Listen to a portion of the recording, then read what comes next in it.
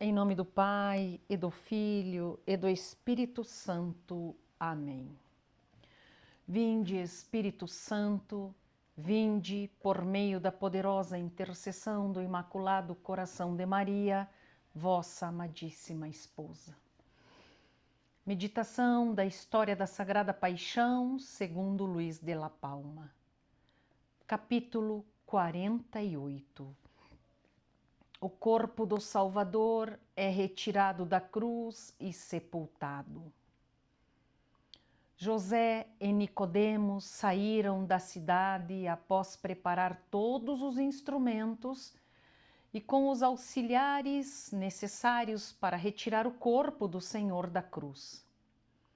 A Virgem Nossa Senhora e Mãe do nosso Salvador, com valentia e surpreendente constância, acompanhou o corpo morto de seu filho e manteve-se presente no mistério da cruz, com profunda humildade e altíssima conformidade com a vontade de Deus. Ela não se angustiara com a sepultura de seu filho, pois sabia que isso estava a cargo de Deus e esperava pacientemente pelo que ele iria fazer. E preocupava-se somente em cumprir o seu papel, não abandonar o seu posto, mas perseverar na parte que lhe cabia na cruz, ou seja, nas dores e desonras de seu filho. As entranhas maternais da Virgem sentiam a atroz morte de seu querido filho. A sua alma fora transpassada pelo que ela tinha visto e as dores de seu coração faziam brotar copiosas lágrimas em seus olhos, as quais corriam com seriedade pelo seu divino rosto. Ó Virgem soberana, não menos favorecida e beneficiada por Deus do que aflita e transpassada de dores. Somente nela, entre as puras criaturas, Deus derramou os tesouros de sua graça e realizou grandes coisas. O Espírito Santo, que era o seu mestre e morava dentro dela, não perdia uma ocasião para instruí-la e, por meio do livro aberto que estava na estante da cruz, comunicava-lhe constantemente novas luzes e novos resplendores. Acendia em sua vontade novas chamas e ardores e manifestava-lhe o quanto é possível nesta vida os tesouros da sabedoria de Deus que estavam escondidos em seu Filho. Ó sacrário divino da Santíssima Trindade, em cujo peito foram realizados os primores mais delicados da graça, e em cujos louvores os que menos sabem são os mais atrevidos, e os mais bem dotados ficam tímidos e mudos. Cresceste tanto em conhecimento e em amor com as dificuldades desse dia, que diante de ti os querubins tornaram-se ignorantes e os serafins tíbios. Embora os anjos de paz chorassem amargamente nesse dia, as exéquias do Filho de Deus seriam solitárias e pouco solenes, se não tivessem sido acompanhadas e honradas pelas devotas lágrimas de sua mãe, que o conhecia e o amava mais do que qualquer outra criatura. Ó maravilhosa disposição da divina providência, que deleitou-se com o sofrimento da Virgem e agradou-se com as suas lágrimas. Se os perfumes mais estimados são aqueles feitos com as ervas e flores mais preciosas e que exalam a melhor fragrância, quão preciosas não seriam aos olhos de Deus as lágrimas que brotavam de tanta reverência, amor e dor do profundo conhecimento e admiração, de tão humilde gratidão e de tanta conformidade e fervoroso oferecimento?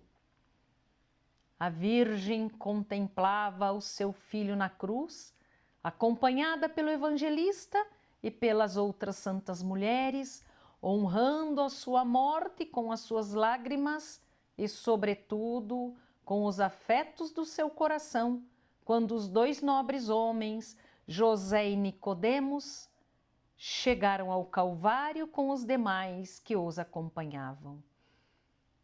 As mulheres aproximaram-se mais da Virgem e rodearam-na, pois ela, sendo a mãe de Jesus, representava a viuvez e a orfandade de toda a igreja. E o evangelista, cumprindo o papel de bom filho, adiantou-se para recebê-los. Nada mais se ouvia além dos soluços, e não havia outros cumprimentos além das lágrimas, principalmente quando se aproximaram da aflita mãe, que tinha diante de seus olhos, morto e pendente em uma cruz, o seu filho. Que doloroso cenário, capaz de quebrantar o coração dos mais insensíveis. Eles a cumprimentaram e fizeram-lhe reverência. Todos choravam e nada conseguiam dizer. Por fim disseram-lhe: Senhora, o tormento já passou e o vosso filho descansa e saiu vitorioso das mãos de seus furiosos inimigos. Ó Senhora, há muito consolo entre tantos motivos de dor. A inocência do vosso filho é notória. Todos viram o agravo e a violência com que foi tratado, a inveja dos seus acusadores e a fraqueza de Pilatos.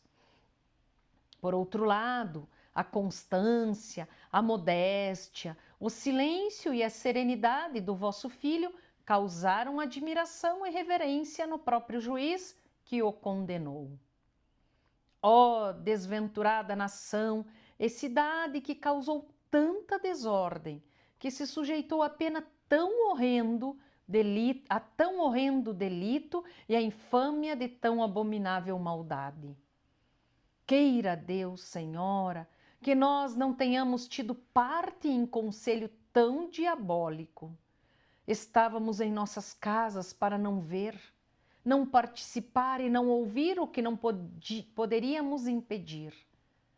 Mas que desculpa há para a nossa ausência, além da nossa fraqueza e covardia, nós que nos escondemos ao ver o nosso mestre ser condenado e não arriscamos as nossas vidas para defender a sua inocência e a verdade?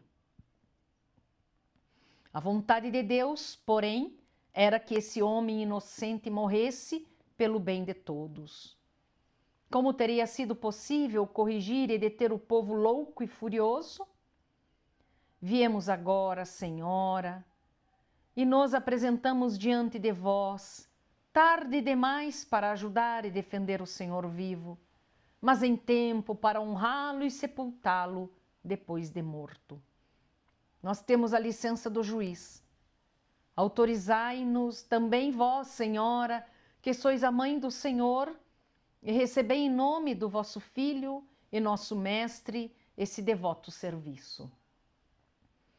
Certamente a humilde Virgem sentiu muita gratidão pelas intenções desses dois homens e com recato agradeceu-lhes em nome de seu filho, demonstrando o quanto lhes devia. Por isso e a sua alegria ao ver que Deus os escolhera para realizar essa obra, que seria muito bem recompensada nesta vida e na vida eterna. Com a licença da Virgem, trataram de tirar da cruz o santo corpo para sepultá-lo, pois já estava tarde. A mãe sentia novas emoções, esperando para ver o seu filho mais de perto e dos braços da cruz recebê-lo nos seus. Arrumaram as escadas e eles mesmos subiram nelas, sem delegar essa tarefa aos criados. E em lugares apropriados e com a ajuda de martelos e torquetes, arrancaram os pregos que com força tinham sido cravados na cruz. Ao tirar os cravos das mãos, os braços e todo o peso do corpo do Senhor caiu sobre eles. Benditos homens que mereceram receber o primeiro abraço do corpo crucificado e morto do Senhor, e tingiram e adornaram as suas vestes com o precioso sangue que emanava de suas feridas. Com quanto consolo e devoção de espírito ficou um deles abraçado com o sagrado corpo, enquanto o outro se abaixava para desprender os pés. Feito isso, pouco a pouco e com suma reverência, baixaram o santo corpo e os que estavam presentes ajudavam conforme podiam, até que depois de tão trabalhoso processo, foi posto no chão. A Virgem aguardava para recebê-lo em seus braços, e não poderia haver melhor e mais solene recepção do que essa. Quando os reis retornaram vencedores das batalhas,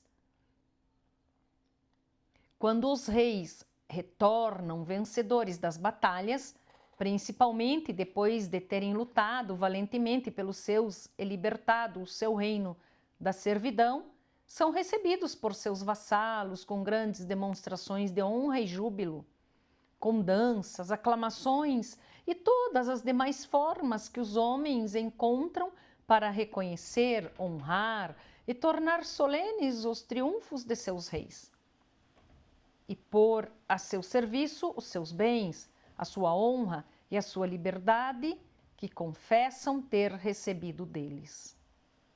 O nosso rei retornou vencedor da batalha com o mundo, com o demônio, com o pecado e com a morte. Ele lutou com valentia, foi gravemente ferido e deu a sua vida pela causa, venceu os seus e os nossos inimigos e deixou-os desolados.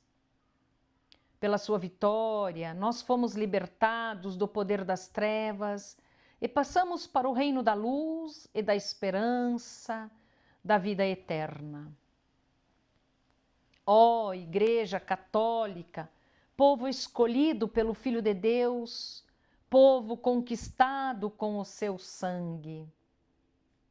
Com quanta honra, pompa, solenidade, triunfo, aclamação, cânticos, louvores, arcos triunfais, adornos e joias, tu recebes, ó Rei, que desceu vitorioso do madeiro da cruz. Certamente havia somente os braços de sua mãe para recebê-lo. Ó almas que desejam honrar Jesus Cristo e celebrar os seus triunfos, reconhecei a graça que Deus vos fez ao depositar nos braços da Virgem os seus tesouros, para que nele e por ela honreis o vosso Rei e Redentor. Ó joia preciosa da Igreja e honra para a linhagem humana, supri, Senhora, as nossas faltas e abri os vossos braços e o seio do vosso coração, e recebei neles aquele que nos redimiu, aquele que já tinhais recebido dignamente em vosso puríssimo ventre, quando ele veio para nos redimir. Quem poderá dizer que a Virgem sentiu-se humilhada por ter seu filho sido morto com tanta infâmia na cruz, quando o apóstolo não encontrou nenhuma outra razão para se gloriar além dessa mesma cruz?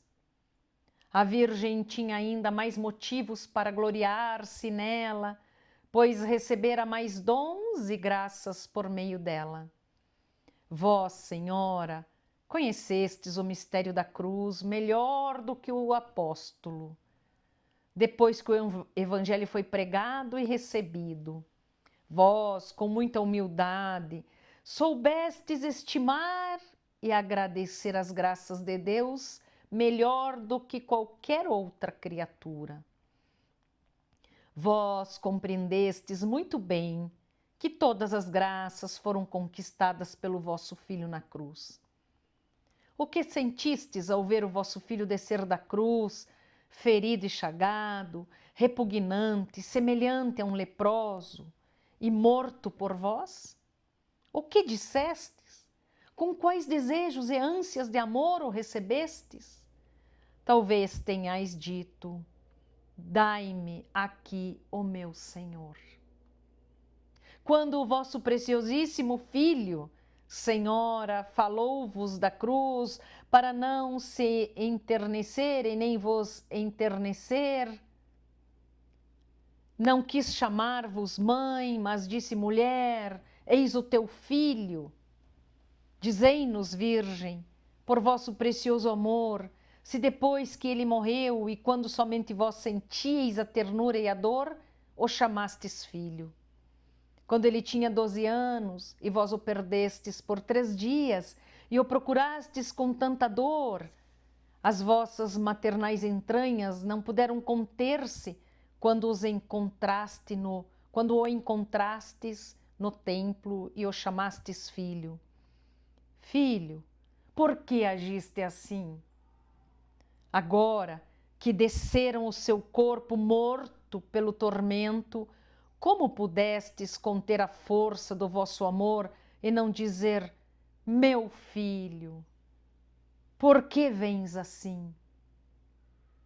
Ó Senhora, dai-me o meu filho. Ó Senhores, dai-me o meu filho e o meu Redentor.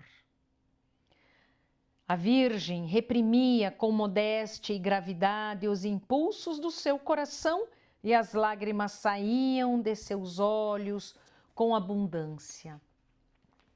Ela sentou-se ao pé da cruz e recebeu em seu colo o corpo morto de seu filho e, sustentando os seus braços nos seus, reclinou a cabeça em seu peito virginal.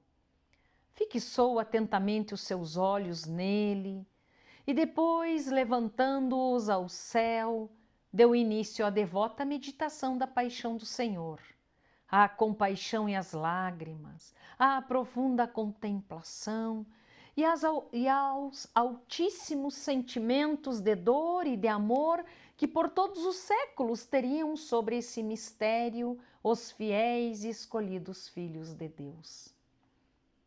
Ela teria dito: meu filho, quem fez isso convosco? Não me queixo, Senhor, dos que tiraram a vossa vida, pois vós a oferecestes livremente por eles e por obediência ao vosso eterno Pai. Ó Pai eterno, bendita seja a vossa providência e bendito seja o vosso grande amor, pois para dar vida aos escravos entregastes à morte o vosso próprio filho.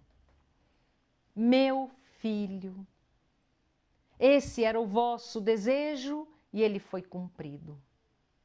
As feridas, as dores, os cravos e a lança que vejo em vosso corpo, vós os carregastes por toda a vida em vosso coração. Como pudestes viver carregando nele uma cruz tão pesada? Vós fostes mortos, Senhor, pelas mãos dos vossos inimigos, não como um fraco e covarde, mas sim como morrem os valentes e esforçados, e como filho de quem sois. Ó Filho do Eterno Pai, essa era a obediência, o zelo pela honra de Deus, o amor ao próximo, o desprezo pelos bens temporais, a perseverança no anúncio da verdade e a fortaleza para defendê-la, que o verdadeiro Filho de Deus nos ensinou no mundo. Que justiça é essa que executastes em vosso querido Filho? E que misericórdia tivestes com os desconhecidos e cruéis escravos? Meu filho, não me respondeis? Se vos sentistes angustiado ao entrar em vossa paixão, quanta angústia não sentirei eu agora que a concluístes? Se vós estáis conforme a vontade do Pai, eu também estarei conforme a vossa vontade. Basta que vós queirais para que eu queira, e basta que vós sintais para que eu sinta. Ó Pai eterno, que o sacrifício oferecido por este inocente Cordeiro vos tenha agradado e aplacado a vossa ira. Recebei também o que a vossa aflita mãe vos oferece em seu espírito, e aumentai a misericórdia para com os pecadores, pois por eles fizestes em vosso Filho tão rigorosa justiça. Assim estava a Virgem atravessada por uma aguda dor e absorta em altíssima contemplação. E o filho, que pouco antes ainda vivo, entregara-se com abrasada caridade nos braços da cruz, sem vida, agora morto, estava nos braços de sua mãe viva. Ela sentiu as suas dores e também as ofereceu pela honra de Deus e pela salvação dos homens, com todas as forças da caridade que o Espírito Santo lhe comunicava. Deus agradou-se tanto do seu amor, pois mesmo em meio a tantas dores, ela desejou a salvação do gênero humano, que assim como o seu Filho tornou-se o mediador e redentor de todos os homens, ela tornou-se a medianeira e advogada de todos os homens. Como já era tarde, os nobres e piedosos homens pediram licença à Virgem para sepultar o corpo do Senhor. No lugar onde o Senhor foi crucificado havia um jardim, perto do Calvário onde se condenavam os malfeitores. Mas a divina providência quis que esse jardim fosse plantado e conservado ali para servir ao mistério da nossa redenção. Assim como o Salvador recordou a árvore pela qual Adão pecou por desobediência, ao estender também suas mãos sobre a árvore da cruz, quis também recordar que o primeiro pecado foi cometido em um jardim, ao dar início à sua paixão, rezando em um jardim, e concluí-la em outro com sua sepultura. Também convinha que a bendita flor de Jesus fosse plantada em um jardim e que ali fosse enterrada a semente da glória e da imortalidade. Nesse jardim havia um sepulcro novo, no qual ninguém fora ainda colocado. Era como uma cela, um aposento redondo, cavado na própria pedra, tão alto que um homem em pé precisaria estender o braço para tocar o teto. Do lado oriental havia uma porta tão pequena que era necessário inclinar-se para poder passar por ela.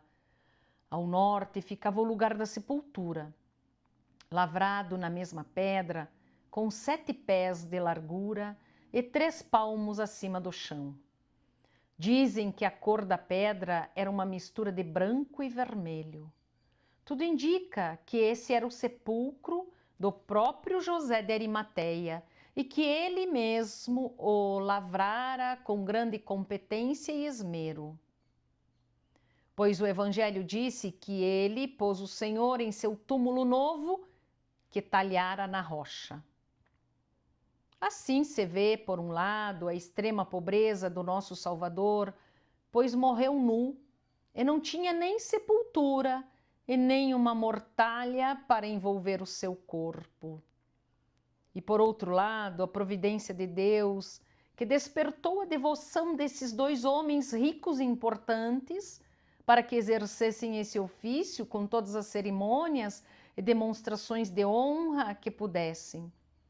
Em primeiro lugar, estenderam o corpo de Jesus sobre uma pedra, que é a primeira coisa que se visita à entrada da igreja do Santo Sepulcro, chamada Lápis untionis.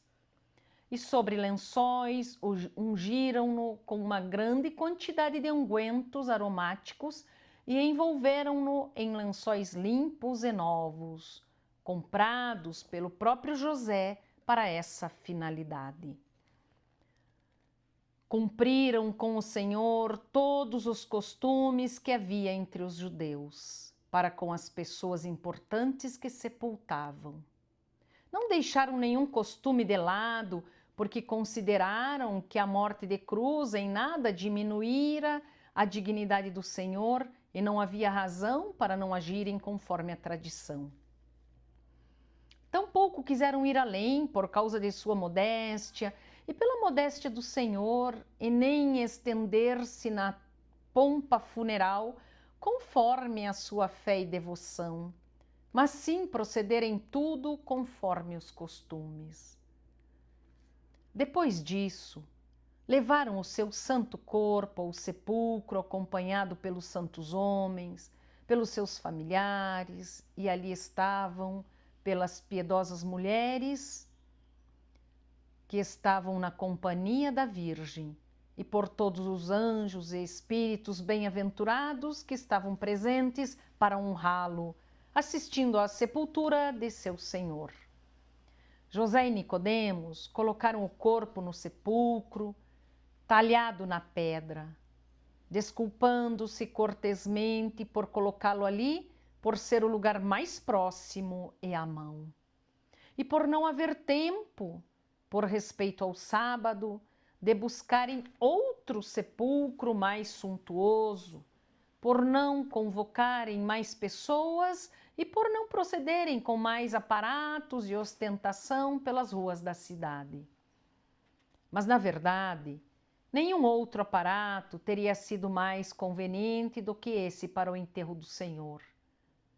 Que o seu corpo fosse envolvido em lençóis limpos e novos, significando a pureza e renovação das almas que o receberiam.